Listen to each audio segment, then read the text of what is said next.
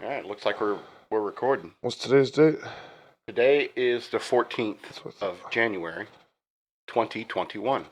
Everything's supposed to be better, I guess. The year of our Lord. The year of our Lord, 2021. Star date. Nope, it's common era now. Captain's log. Star date 2021. 0.8. Everything is weird. Well, do you remember the mantra? Should I do it? It's been a while. Whether right or left or right or wrong, our opinions make a song. No, our voices make a song. Yep. And in the end, we are friends. And your opinion, I'll defend. And your opinion, I'll defend. Your opinion, I'll defend. Welcome to Scott vs. Scott. Welcome. You Willkommen. You can call me the madman if that helps keep us apart. Yeah, avoid confusion. Where are you? You over there? He's the enjoy the trip guy. I'm the madman. So you keep it straight. So usually we talk about topics that we like one current events, one light topic in the middle, and then another like religion philosophy type discussion. Discussion. You all right over there? Drink another one.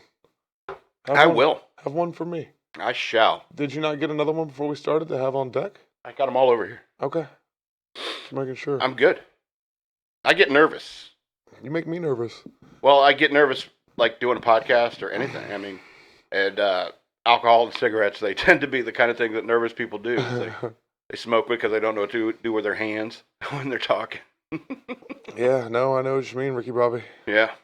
I know exactly what you mean, bud. I'm trying to kick that cigarette habit myself. I think I'm going to go ahead and live with it. Yeah, I'm still young. I haven't hit 30 yet, so still got until November. No wonder I win every single Scott vs. Scott. Whatever, man. Whatever. So we had a busy news week, eh? No, it was a pretty light week in the news, I thought. Not a whole lot going on last week. Not a whole lot to talk week. about. No. Well, even though we live like an hour away from the flagpole. I think last Wednesday there was like, I think they did like Coachella in Washington, D.C. or something like that. Yeah? At the Grand Ole Opry at the Capitol building. I don't know. You wanted to call it a coup. Well, that's what I was just calling it. Are you watching too much CNN? Is that the problem? Probably, maybe. I just, sometimes you gotta play the hand you're dealt. Play the hand. Whatever comes up first in the YouTube clips, right? I guess. See, I float around my news. I don't really watch Fox News anymore like I used to. Yeah, I don't watch Fox anymore. I read Fox. But I do peek at CNN. I usually like to watch if I'm going to watch the news, I like to watch the nightly news with Lester Holt or who the fuck ever, They have those couple of nightly news shows about this time that we're filming this show today. Oh, by the way, new release date. Oh, for our show, yeah. Yeah, we're doing that on... It's going to be Friday now. Fridays now. 9 a.m. Fridays at 9. So that's why it's releasing late. Yeah, so we had to shift around in our schedule. They had a coup. We had a coup here in studio. Yep. It was an inside job. Now, so what do you think? Do you think that Trump incited insurrection, as Absolutely. They keep saying? He says, don't be violent. He said not to be violent. But people did anyway. I don't think he incited anything. Yeah. And, we could talk about the impeachment, and they want to impeach him because they think he incited something. Mm-hmm. No, I don't think so. I don't think that he incited anything. Yeah, I think it's kind of a gray area too. I mean, you don't think it's a gray area, but I'm already losing this fight. So next topic. Well, I don't think it was a coup. Number one, I don't think nobody can take over the government that way. So, I mean, that's not how... It's just the rhetoric. It's just the media rhetoric. They want to call it the coup. A coup would be something more like the Speaker of the House going to the Joint Chiefs and saying, hey, we may have to get the military in there to get Trump out. That would be a military coup, which actually kind of happened, where Nancy Pelosi asked the Joint Chiefs of Staff, maybe you should be prepared militarily because of Trump. Maybe you should remove him with guns and stuff like that. That's more of a coup than what took place in the Capitol. Right. I mean, we have contingency plans within our government. It's like Congress can meet anywhere. They used to meet in Philadelphia, and then they came up with D.C. I mean, Congress can meet anywhere, and they all have like bodyguards and people looking out for them and so forth. And so they can get out of like a dangerous situation. You can't take over the government by physically taking the building. The government's going to go on. It's just like when the president, if the president gets hurt or something like that, then the vice president. It's all contingency plans. What do you want to call it for sake of a temper tantrum by a bunch of a temper tantrum? Yeah, and unfortunately, this has been happening all summer. Situations like this have been happening throughout this entire year, 2020. And it's the first time anyone's called it a riot because they think it's like it was instigated by a bunch of right-winger type people. That's the first time the media's called it a riot. Every other time it was a peaceful protest. And city burning behind them. They're like, it's peaceful protest. I feel like that's not true. I've heard it called riots. I've heard it called riots many times. The Black Lives Matter protests. And when it comes, but that's what I mean with whether it's BLM or Antifa or anybody else, even right-wing groups. I think you should not riot. But unfortunately, the temperature has been raised to such a point where that seems like it's the only way to get any squeaky wheels get the grease. These people will throw a riot and then they'll get, something that they want, And so, or they're the only people that are heard. The peaceful people who go home, they feel like they're not being heard. And I think that's why it happened that way. But I don't think the government was ever in danger. No, yeah, and I empathize with that, that sentiment of the idea of not being heard and right. Because I'm not going to sit here and act like I didn't, sympathize or, with people who are rioting in these major cities during the Black Lives Matter movement. Right. Because for the same reason. The storming of the Capitol is a little bit different. Well, because I think we can all agree on that. That's just a little bit different. I don't like those kinds of things happening because no matter what, somebody gets hurt or even gets killed, and it seems like every time something like this breaks out somewhere, it's like even if one person dies, you are wrong. You are wrong. It should not get to that point. And so when people are talking about people are going to storm 50 capitals in the next week or something like that, and there's going to be some sort of new civil war going on, it's like, you out of your mind? I don't do something like that. That's not the answer to anything. If you feel like you were cheated out of the election, what we need to do is get people into Congress that are going to, talk about election laws. It's like, let's re-examine all these election laws so that nobody can be stealing elections again. I mean, we can move on with our lives with Joe Biden in office. Adults can do that because that's the way our nation works. Hey, Trump lost fair and square. There's plenty of reasons why people don't like him. Hey, I can buy that. I get that. But at the same time, it's like you got to go after like the real problem. And the real problem is like, hey, maybe we should have look at these election laws so we have more verification so the people don't feel like there's some election fraud going on. No, and like you said, that what people need to do then is sit down, take the time, do the research, take notes, study, and then implement what you've learned. You get involved in, local city council meetings, get involved in any way that you can, write to your local senator and do all those things that you need to do as much as I, want to be like Rage Against the Machine and stuff. And I even said this, we even talked about this on my podcast with Mike Willis when the Black Lives Matter movement was in full force last summer. It's kind of the same idea, you know what I mean? We have to destroy the system from within. Well, yeah, I mean, and what's great is that the system is designed that way. And unfortunately, the politician class in this country, they get into the business of, and it really is kind of doing nothing. Yeah, a lot of bureaucracy, a lot of bullshit. Because I mean, that's what it seemed like all this impeachment hearing stuff was anyway. Yeah, it's a lost cause from the beginning. It's not going to happen. It's all some horse and pony show that they're doing for ratings. Just to put a red mark in the ledger. Like the CNN and Fox News and all these media outlets. Do they kick money? Do they kick ad revenue down to Nancy Pelosi and I don't know. You know what I'm saying? Because goddamn, it's like some of the stuff that happens is, it's almost like it's for ratings. It's to keep you tuned in. Well, that's the point. Is that they know the outrage drives. Outrage culture is outrageous, man. I'm pretty fucking mad about it, Scott. Well, I think you understand the conundrum then, because that is a conundrum. It's like there's a lot of money to be made in that. And you know, it's funny because I was just talking to you earlier about comments, like comments on YouTube channels and stuff like that. Because I have a YouTube channel, search for Shock Monkey Radio on YouTube, and there's people who will like make comments and stuff like that every now and then on my videos, and I'm just like, it's very rarely people who's like, you know, good conversation or they want to engage in the subject matter. It's usually something that they want to say. Right. And that's what you have to understand. Is like it's not so much about what your content is. It's just that somebody's pissed off in the world right now, and you know I've been there. I've been the pissed off guy reading, you know, watching some video and just being mad about something else and ranting about it in the comment section. I think that's what comment sections are for. No, yeah, 100%. So you can't. And I think this. I was lucky that I have a thick skin in the sense that you know having grown up with you know being bullied you know in school and stuff like that in the 80s, you know, and then you know going in the military where everyone's screaming at you for one reason or another, you know, it's like I got a thick skin. And so I mean you can call me names and make fun of me and all that, and it doesn't really bother me. Absolutely, you can call me whatever you want, it doesn't bother me. Anyway, I've been having beer. That's good. That's a good beer.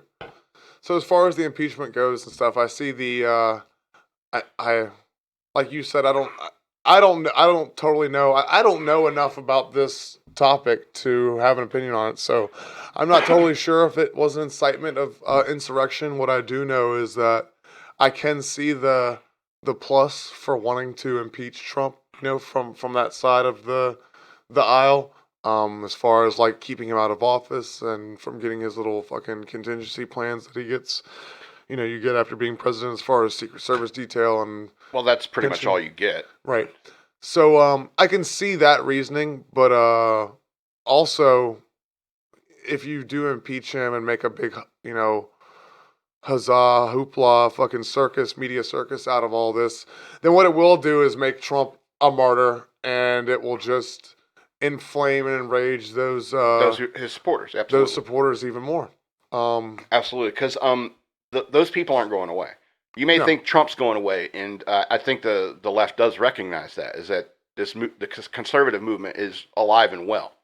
You know, defeating Trump doesn't mean you defeat all conservatives. Right. And like I said on my show this week, is like, you know, Trump, you know, he was never, was it this week? I think it was this week.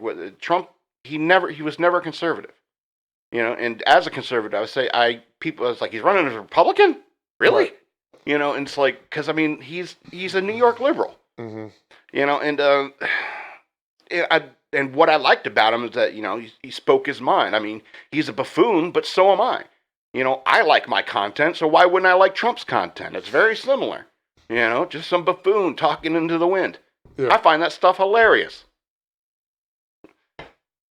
Yeah, but at the end of the day, it seems like he can't sit down and seriously formulate a drawn-out thought that's an intelligent thing to be spoken. Well, do like you think Joe Biden's going to do any better? I don't think Joe Biden's going to do any better. So, I mean, that's what does definitely it matter? a different debate for a different time. We can do that next week if you want.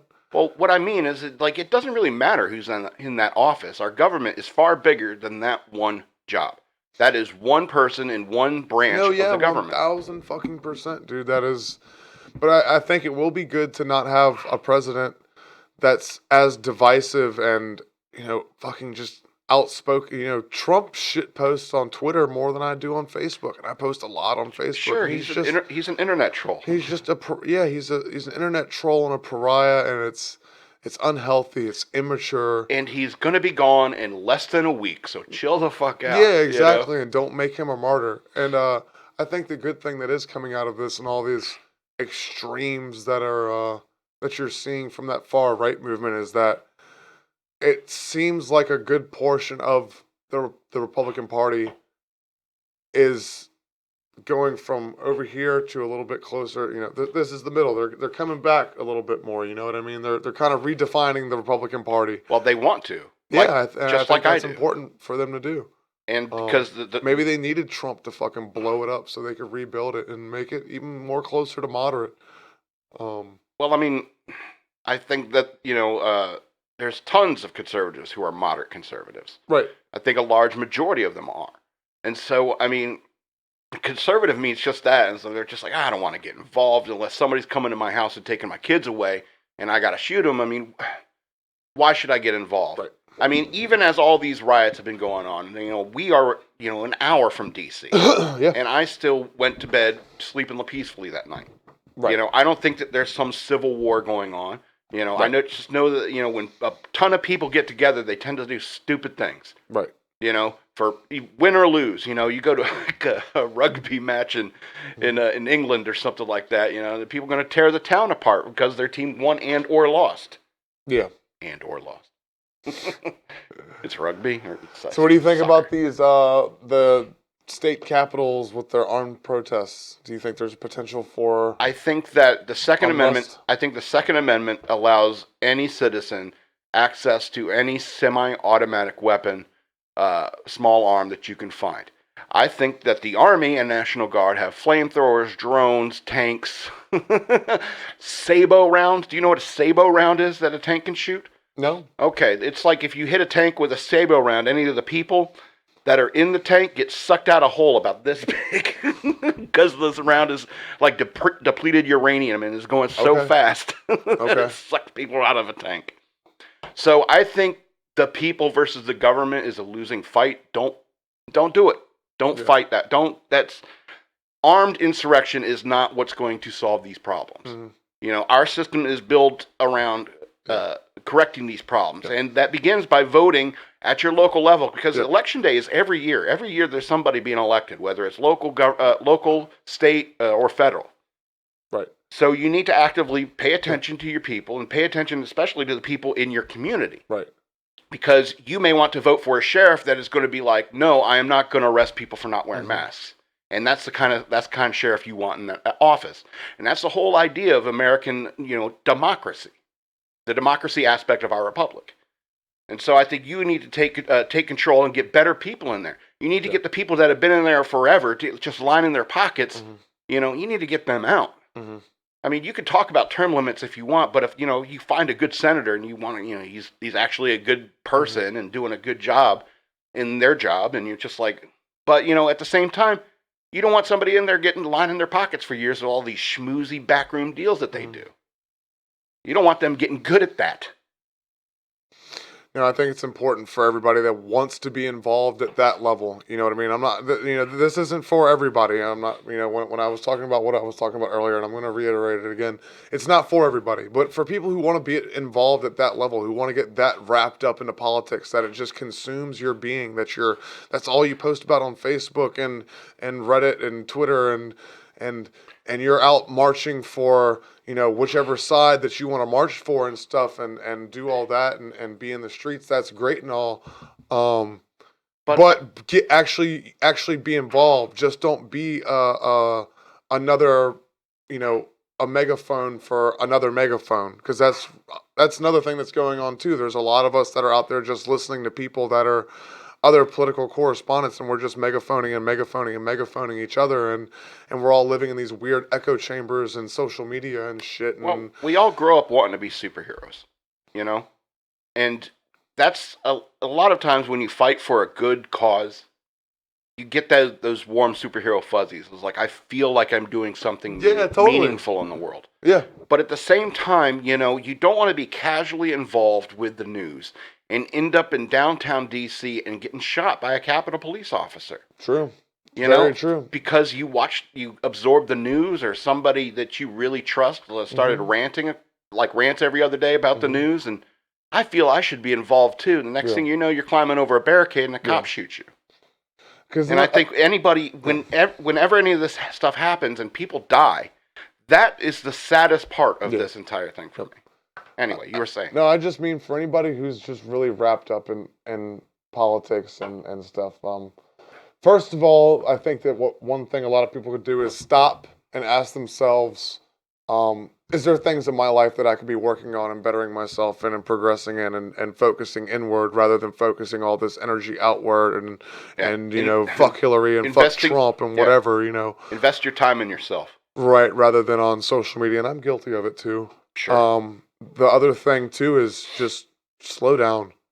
Slow down. Everyone's in such a 24/7 news cycle, and like I said, everybody's listening to their whatever it is that's, propagating whatever their side is, and we're just megaphoning each other. Slow down. And if you really want to be involved, after you've answered the first question, then what can you really do? What's really affecting you then? All right. Because if you've answered the first question and said, well, I have these things I can work on myself, but there are these things that are happening that affect me too. All right, what can you do to help make change in your community? Because it starts with your community. It starts with yourself. So do the things that you need to do. Take the time to, instead of write the Facebook post, to sit there and write the letter to your senator or whatever, to people. So that's my advice to everybody that wants to get that involved. You know what I mean? Protest when you need to, but you have to do other things too. It can't just be ebbs and flows. There needs to be some consistency here. And like I said, I'm guilty of it too. That's why I'm here on the podcast trying to do the thing and spread my voice, my positivity in my own way. For the people that are like me that don't want to do that and aren't big on the system and the bureaucracy and being involved with the politics, buy a van and a plot of land in New Mexico and fucking move out there with your dog and just live in a van down by the river. Whatever, dude. You know what I mean? Get a cabin out there. Get you one of them work from home jobs. Like, that's one thing that 2020 taught us all. There's a lot of work opportunities from home. So, move to the mountains. We're doing it right now. Get a Labrador Retriever down by the lake. Get you a hot tub and a fat rip of DMT. And just forget about all life's issues. So that's what I'm saying. If you want to be involved, but you actually commit. If you go to church, be a 7-day-a-week Christian. Don't just, if you're gonna be involved in politics, be a 7-day-a-week fucking freedom fighter. Unless you have a job. It's convenient for you to show it on Facebook. Hopefully, you have a job instead. Yeah. Don't be like me. Have a job. Well, I mean, we're about 25 minutes in. You want to go to the next subject? You fucking cunt. Comment below and tell us who won. Did you watch the Netflix History of Cuss Words? History of Swear Words. History of Swear Words, excuse me. Not a big Nicolas Cage fan over here. No, I mean, Nicolas Cage is great. I love Nicolas Cage. He is perfect. He's a memeable personality. And so I think that he's a guy who has fun with his job. And I think that taking that job is just proof of that is his character, because the idea of talking about swear words is really cool to me. I was always very interested, especially when I saw George Collins' special years ago, where he's talking about the 7 dirty words. And he's talking about where fuck comes from, to strike with a stick, which is now it became, he goes, I'll hit you with my dick, honey. That's what it became. And I thought that it's always interesting. I forget I think it's called etymology. Yes, it's etymology. Where a word comes from. And I always found that to be fascinating. Because like George Carlin said, is like every word carries its emotional baggage with it. And so if you say a word like abortion, and seriously, the way you reacted, as a comedian, I know. The way you reacted, it carries all the connotations. It's not only how you feel politically, it's how any experiences you've had with abortions, anything you've, any conversations you had with family members who've had or are thinking about getting abortions. Every word carries emotional baggage, and the swear words are the most obvious ones that have that. And so in that series, they talk about, the common ones like fuck. What they talked about fuck, bitch, damn, shit. I only peeked at a couple episodes. Oh, okay. Not a big Nicolas Cage fan. I watched it with my friend. You don't like Nick Cage? So not a big Nicolas Cage fan. I like Con Air. Put the bunny back in the box. That's it. That's all you get from me, Nick. That guy loves his job. That guy loves his job. But I mean, I remember watching those and it's like, did you see the bitch one though? Yes, I saw the bitch. Okay, even with the bitch episode, they were a little pensive about using the word. Even Nicolas Cage was like, say B word, because he felt like he was saying bitch too many times. And I'm like, I think that kind of shows is like, something's being taken over in our world, where it's like, okay, we're gonna do bitch, but let's be sure to talk about like sexism is wrong. It's like there's a little bit of woke scoldery going on in that episode. Right. Well, there's a lot of like gotta walk the line in cancel culture, so it's a lot of yes and or like yes but And so I remember I watched that bitch episode, and at the end of it, I was like, there is no way they're going to do an episode called Cunt. You know? Yeah, why wouldn't they do cunt? You had Jim Jeffries on there. Rare Jim miss. Jeffries was on You there, had for Jim God's Jeffries sake. on the fucking show, you cunts, you stupid cunts. I like the word cunt a little bit. I actually listened to Louis C.K. talking about his set today, cunt. And it's a fun word. It is a fun word. It's got that ring to it, you know what I mean? It's got that same kind of cut to it that Absolutely. fuck and dick have. Absolutely.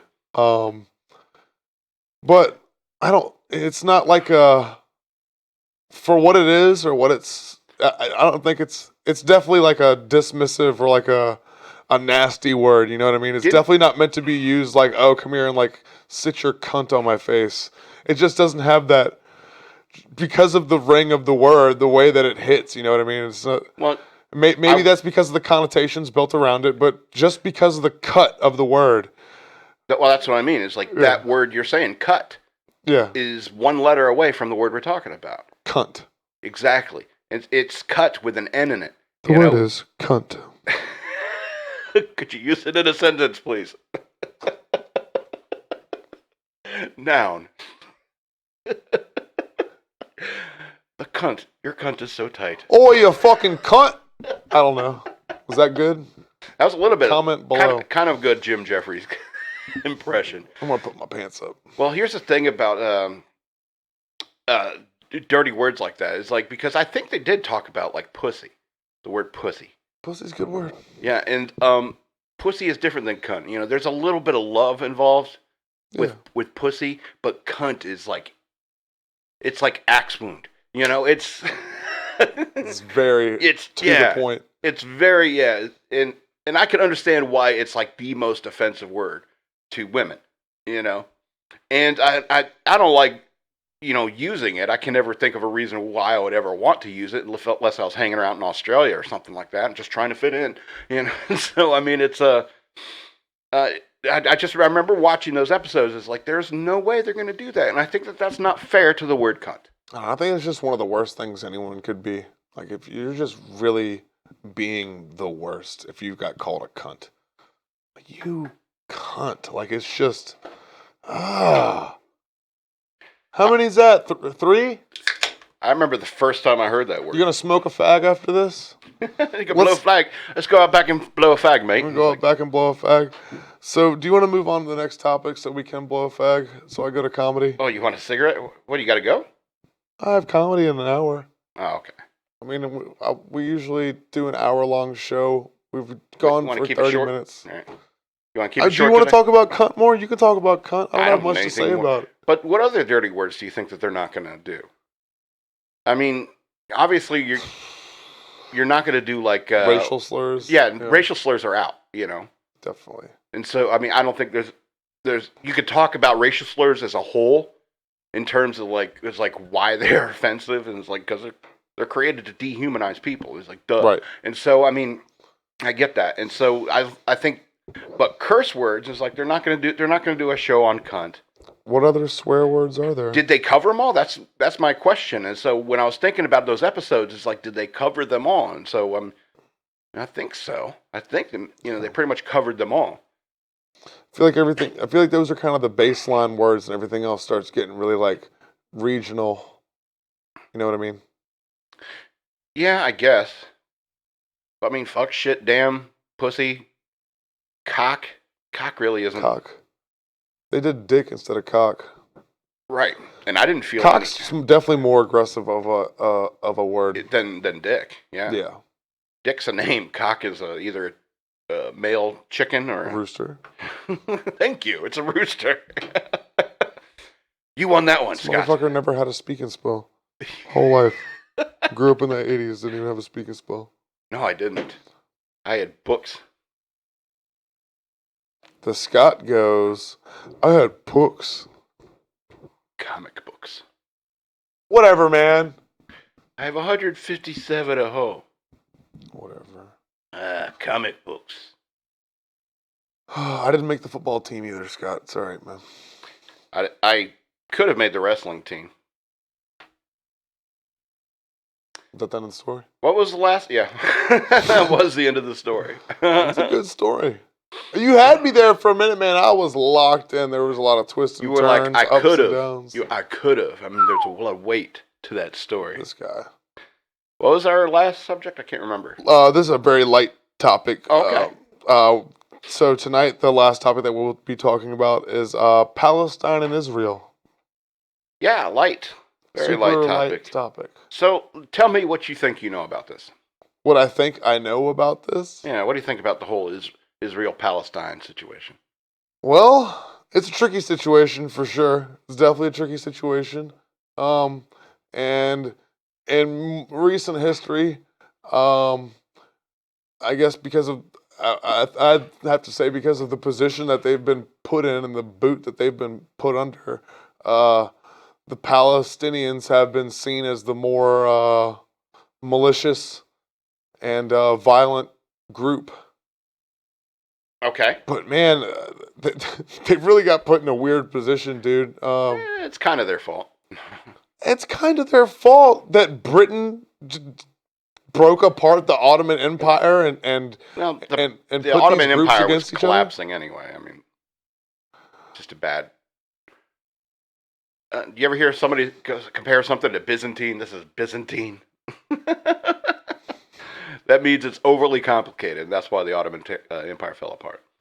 And so, but you got to understand, is like the Ottoman Empire were ruled by Muslims, and that's why Palestine had been Palestine for as long, because those people had been living there for so long. But after the Second World War, that's when like all these Jewish refugees, and these refugees, a lot of them from Germany, Austria, Poland, European countries, they're like they're all running from those German guys, those bad German guys. And so there were so many of them, and so when they asked, it's like, well, where would you like to go? And they're like, the Holy Land. Now, I think this is the whole issue, is because both Islam and Judaism and therefore Christianity, the Holy Land is both the same place. And so the resolution that the UN made, I think in 1947, was or like 1948, I can't remember. But the resolution was they wanted a bipartisan solution between the Israel and the Palestine, and they share the holy sites that they have in common. Yeah, they were supposed to share it. They were supposed to share it, and then shit got really out of hand. They started fighting each other. Yes, they had a war, and after they got separated in 1948, they had the Arab-Israeli War. Yes, and that involved Egypt and Jordan. Right, as well, because those were also part of the territories that Britain held before World War One. Sure. Because a lot of this comes from Britain in World War One. The Suez Canal, absolutely. A lot of this trouble, man. Mm-hmm.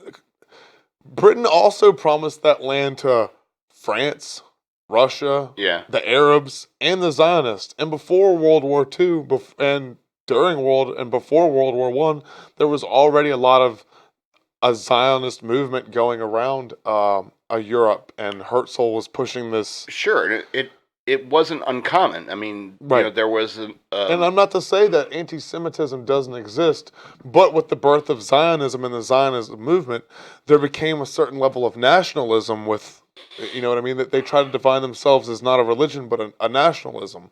And kind of the same thing was happening in the Ottoman Empire with the Arabs and the Turks, who were kind of also trying to, establish who they were and their own identity and their culture. But Britain capitalized on that, and then they, put the Turks and the Arab, helped kind of propagate this promising land, promising the Holy Land to the Arabs. And this leader, I can't remember his name, complicated name. All right, I'm not going to sit here and pretend like I know how to pronounce the man's name. I think they said that he was supposed to be his lineage is of Muhammad. So the British had promised this gentleman and his people, the land in Palestine, and that the Arabs would have it if they had this uprising against. Well, I think Britain came to every single one of those people and they said, "What do you want?" And they said, "The Holy Land." It was like, really? They all want it. And I think that's the issue. Right. And that's still the issue to this day. Mm-hmm. Is that everybody wants exclusive rights to the quote-unquote Holy Land. Yeah, because that's where Jesus is supposed to come back, and that's where all these religious sites are. But the thing is before Britain really started poking their fucking nose around in there and stuff. Well, that's the point. After the Second World War, it was like everyone had to go to the UN. They're like, well, everyone's empire needs to be broken up because Britain had clearly had colonies all over the world. All over the over the world. Their imperialism has caused a lot of damage in the world. Sure. God. Sure, and that's why England is so cool with everybody now. It's because they feel bad. And so, and that's what kind of their liberalism is kind of becoming a problem in their world because they take in tons of refugees from those areas and so forth because they feel bad about it, a little guilty. But I mean, you got to understand, is like these people were even if Britain wasn't involved, they'd all be fighting over the same scrap of land. We're talking the quote unquote Holy Land is not very big. It's just a little strip of land at the far eastern edge of the Mediterranean. Right. And so much world strife is caused simply because of what's going on in that little area of Earth. And we are lucky because we grew up here in the United States. We see that there's tons of land out there. And even as a Christian, I don't feel a need, even if like Muslims controlled all the holy sites in Israel or whatever like that, it wouldn't really bother me. I think that doesn't change my faith at all. Mm-hmm. But at the same time, everybody, including Israel and the Israelis, it's like they want the access to the Holy Land for their purposes. And I just don't understand that. I guess I'm from a generation of explorers and pioneers who realize, like, oh, there's a whole other world over here to the west. It's just sad how much these people who are actually Palestinians and are native to that land have been pushed out of there, and they keep building these settlements and pushing them back and doing these illegal land grabs and whatnot. Because, yeah, they did set the parameters when the UN set them, and they were really fucking strange. And then since then, every conflict that they have, Israel keeps moving in and encroaching more. They build a wall and they steal more land for these settlements. I definitely feel like the Israelis do have some right to the land, but the Palestinians also have a greater right to the land. I would argue. I disagree. I mean, I think that's coming from this this Christian indoctrination in our country, and because our military supports Israel and all of this stuff. Well, I think I think the Jews are nicer, smarter, and less inbred. And they're just not as angry as Palestinians. Palestinians and people who align with Palestinians, they just seem to be real angry. All the time. And so I think for me, that's why I'm on the side of the Israelis. It's because it's like generally I find them to be smarter, better trained, and Gal Gadot, for God's sakes. They're just better funded. They have better funding, that's all. Well, obviously they were given, UN equipment, which is basically American equipment, when they occupied in 1948. And of course they had that war with Jordan and Egypt, because Jordan and Egypt didn't want the Jews there either. And that was the point. That was the entire point of their war, is that they don't want the Jews there at all. Even though they had proposed a two-state solution where both the Palestinians and the Jews have access to the holy sites because they all want to worship there. All right? But they couldn't even get along in that regard. And so who can blame Israel for starting up a society where everybody has to serve? It's because every single day they have to face encroachments from other places. Yeah, the UN may have said it's like you have had this land, but ever since then it's like everyone's making fun of them in the UN. Everyone's blaming the Jews in the UN and stuff like that. If the entire world were a school lunchroom, the Jews are the people who are constantly getting picked on, bullied, and it makes me, a wannabe Batman, wanting to kick the ass of anybody who's doing that to him. Yeah, I understand that, but now it's come to the detriment of another kid who's now getting bullied, and bullied to the point where they're I don't think that Palestine is bullied. I think they've definitely fucking been bullied, the Palestinians. I don't think so. They build walls around these people, man. It's hard Yeah, for them because to they live. constantly shooting missiles into their territory, into Israel's territory. You know? That's why. I don't know what to tell you. I don't know what to tell you, Scott. So this episode of Scott versus Scott is brought to you by Free Palestine. We love you. People are giving it away. I really am for Free Palestine, man. The more that I've done the research, the more that I'm for that. And it's not in an anti-Zion way. It's the fucking Palestinians are people too, man. And they have a right to the land just as much as the Israelites do. In Jesus' name we pray. I think Amen. it's a tough argument no matter how you pull it, because the Palestinians were there first. No, and it's a tough argument too to make for Palestine, especially as a fucking white man with German heritage. Sure, who are we? Who are we? It's hard for me to make an argument for Palestine. Yes, because first of all, this is not my fight. It's not my struggle, right? Mm-hmm. But also because it's hard to fight for Palestine and argue for Palestine and not just innately, oh well, you're an anti-Semite and you're against Zionism, and because you don't agree with the way that Zionism, had a part in this role of taking, land from Palestine, it makes you look like a fucking, and that's not the case.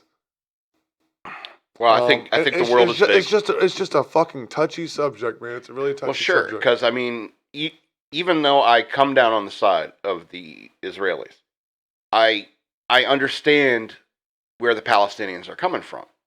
Because it was theirs for so long. Mm-hmm. It was theirs, and you even in the Ottoman empires, most clans or groups of people govern themselves. And when some tyrant or greater military comes through, whether it's the British Empire or whatever like that, they tend to just okay, you do your thing. It's the same way that how Britain dealt with India. It's they come there and it's like, you have a caste system. Explain all this to me. Untouchables, okay. Whatever, we're going to let you do your thing. We're just going to put a bunch of troops right here if you don't mind. And so, I could understand that they had it so long. They felt like the UN betrayed them and came in and installed this Jewish state. And they're like, hey, this is our backyard. Yeah. I totally understand that. And it took a long time for them to get representation. I mean, I've done a lot of reading about this. They get representation even in the UN as Palestine, because in many ways, they're not a real country to some people, and they don't like that. And so I can understand. It's but there is a Palestinian flag. You do have some sort of representation in the UN, so your voice is out there. But I mean, good luck. Trying to tell either one of these groups to say, hey, let's do the Sheldon idea from Big Bang Theory and build a replica of Jerusalem in Mexico and have one group or another move there. And the whole joke of that episode of Big Bang Theory, I don't know if you've seen this, Scott, but the whole joke of that episode was that anybody who asked, especially if they're Jewish, is what if we made a replica of Jerusalem in Mexico? Would you move there? And they're just look at him angrily. It's I can't believe you're even suggesting that. That's the joke. And I thought even as I was watching that episode, it's that's pretty edgy for mainstream television. That kind of concept. Right.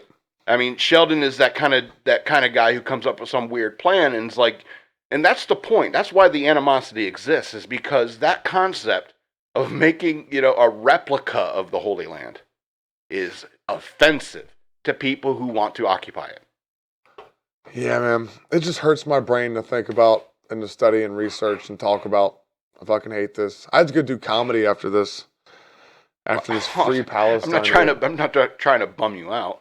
I did it to myself. I'm the one that approached you with this topic. So absolutely, I did this to myself at the end of the day. Let's be honest. You feel bad losing all the time like this? I don't think that I lost. I think you lost. It's just one of those fucking things. It's like everything else that we argue. There's almost no right or wrong. It's just Well, of any topic, There's I some think sort this of is one there's of the some toughest. sort of compromise to be met that we aren't finding totally. Well, But I think that we can agree with at least I fucking agree with the way that things were handled and dealt with was just not right at all. yeah. So It was very one-sided for the Israelites and very much a fuck you to the Palestinians. Britain caused a lot of these problems. Jews and Christians and Muslims lived in Jerusalem in peace for years before Britain stuck their nose around there. They promised the land to 4 different people, including the Arabs, the Palestinians, and then, as you know, after the World War II, that's when the big push came for the immigration of Jewish immigrants to Palestine and become Israel. It's just fucking weird, man. And then it's one of the toughest they gave it questions. up to the UN. You know what I mean? They made it the UN's problem instead of being Great Britain's problem. Well, it kind of is the UN's problem. The UN made this mess. I mean, yeah, no, now it's the UN's problem after the UN was created, but before that it was Great Britain's fucking problem. And then UN tried to fix the problem. They built this stupid jigsaw puzzle the Allies built the UN, and I think Britain kind of passed that problem off to the UN. And I think UN came up with this solution, which was not a great solution. It wasn't a great solution, sure. And then Israel continues to break the law and steal land and shit. After encroach past what they were supposed to be given during the UN agreement. Well, I see everyone goes back to that, but then are we even going to talk about the 6-Day War when they retook a bunch of that territory, Golan Heights and all that? When Palestine retook that territory? No, when Israel retook it. The 6-Day War, man, they trounced Jordan and. That's what I'm saying. And every time that they've done that, the Israeli-Palestinian war and in the 6 Days War, they've taken more land back than they were fucking supposed to have. Because the Palestinians can't. They agree to a 2-state solution. Then when they implement it, they start a war or they do some aggressive action. That's why. It's like they can't deal with having Jews living in the same area of the world as they are. I don't think that's it. I think that is definitely I think it's because of the immigration and because of the Eurocentric push on them.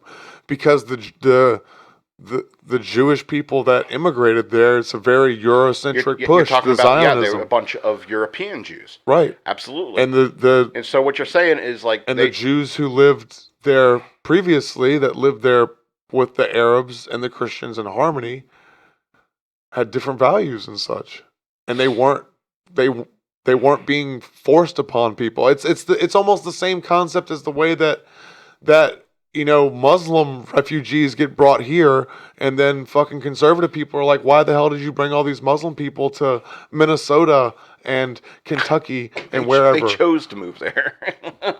But you know what? They researched the most Muslim areas they could find. That's what immigrants do these days. So they find a little enclave of their culture somewhere in America. Anyway. Yeah, I mean, this is definitely one of the toughest things. And we're just 2 idiots who rant on the internet. Yeah, no. And I don't have my facts all together, and I'm stoned, and I have a doctorate in sociology. I can't take myself seriously. I have to put on a fucking customer service voice and try to be like, oh, I'm doing the debate thing on the podcast on camera. So I hope I'm not even really me right now. I'm iPad me. This is why I think I win every argument when you say things like that. Why? Because I'm having identity crises on screen? Because I'm losing my fucking mind? How much longer do you want to go with this show? Free Palestine. I'm not crazy. Do the research yourself. That's honestly what I suggest. You can listen to us talk about this shit and you probably turned it off an hour ago. Clearly I've done a lot of reading on this subject. And so it's tough even for somebody as intelligent as I think I am. And so it's I think I'm an intelligent individual too, and I've done my research enough. I just didn't fucking retain as much of the information as I meant to. I don't think you read news. I don't think you read news. I read news because I get it faster that way. Okay. Yeah. And it's like, because you said earlier, it's like you'll sit there and you'll watch like a certain program with a certain guy, and it's like, that's way too slow for me.